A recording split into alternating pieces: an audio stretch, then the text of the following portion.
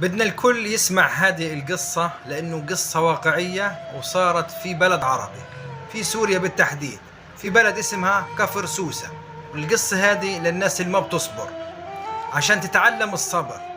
بنت بتحكي قصة أختها إيش شو صار معها.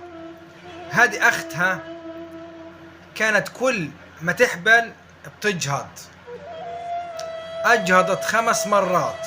في المرة الخامسة إيش سوت أختها؟ إنه بعد هيك بديش أعبد ربنا، خلص كفرت بربنا. ليش؟ لأنه أنا أعبد ربنا وهو بكتل ولادي في بطني، من هنا ورايح بديش أصلي ولا أصوم، وكفرت. بعد شهر شهرين البنت هذه اتوفت وهي عمرها 38 سنة، يعني صبية يعتبر. هلقيت لما راحوا دفنوها اجالهم حارس المقبرة، عرف عنوانهم واجالهم على البيت، قالهم الحقوا اختكم. قالوا له ايش في مالك بتزعق؟ قالهم بس تعالوا شوفوا ايش صار في قبر اختكم. راحوا على المقبرة، جمعوا حالهم كل العيلة، راحوا على المقبرة، فتحوا القبر، لقوا صوت بيطلع والجثة متفحمة. الجثة مفيش فيها أثر بس فحم. كلهم زعلوا على حالتها وصاروا يبكوا على حالتها وقصتها.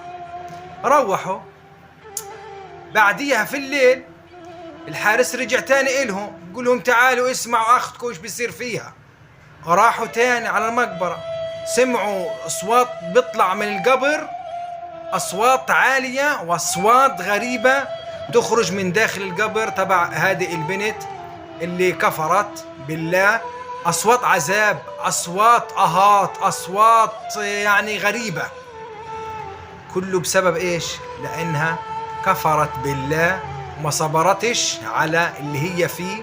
عشان إيش؟ عشان خاطر تجيب أولاد واللي هم يمكن ما ينفعوك في الدنيا، تروحي تكفري بالله.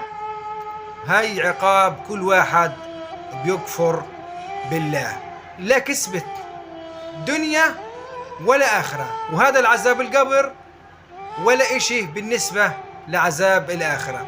والموعظة من هذا الفيديو، يا ريت كل واحد الله بيبتليه ببلاء إنه يصبر ويحتسب ربنا، صدقني غير يعوضك بزيادة ومضاعف. ويا ريت كل واحد شاف هذا الفيديو ينشره عشان الناس تستفيد.